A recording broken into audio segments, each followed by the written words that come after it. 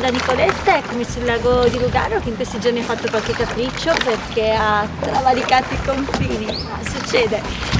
Cosa voglio comunicarti oggi? Tante persone mi chiedono come faccio a scegliere da chi fare un corso, con chi frequentare un corso. Il consiglio migliore che ti posso dare è segui la pancia, segui l'istinto e soprattutto cerca di scegliere persone che abbiano competenza, perché sempre di più, ahimè, ci sono persone che si inventano, ci sono persone che vedono nella formazione un business.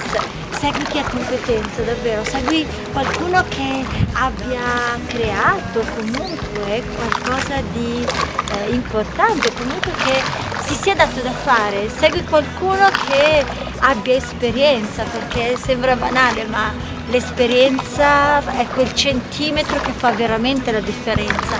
L'esperienza fornisce nel tempo la capacità di ottenere i risultati o di non ottenerli. È un po' come un neofita. Ti affideresti mai a un medico che ha la seconda, terza o quarta operazione, o preferiresti affidarti a un medico che fa almeno 5, 6, 7 operazioni a settimana? Segui comunque la pancia, perché ognuno ha il suo pubblico. La cosa importante è che tu cerchi di evitare i fonoripetitori. Te lo dico perché sempre di più persone mi chiamano e mi dicono: ma sai che sento esattamente le tue parole riportate? È bello perché chi crea è già oltre e chiunque può copiare. Però chi copia investe la sua energia nel copiare, chi crea invece investe la sua energia nel creare, e quando qualcuno copia ciò che ha creato lui sta già creando qualcos'altro. È essere se stessi nella capacità di andare oltre l'essere un fonoripetitore che fa la differenza. Sì, te!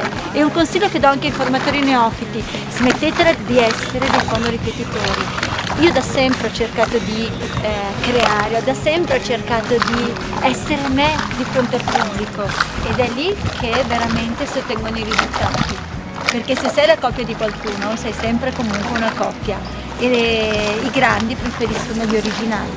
A te la scelta. Ciao da questo magnifico scenario, un abbraccio, ciao! Just to hear you sing it out. Step from the road to the sea to the sky, and I do believe what we rely on. When I lay it on, come get the play it on.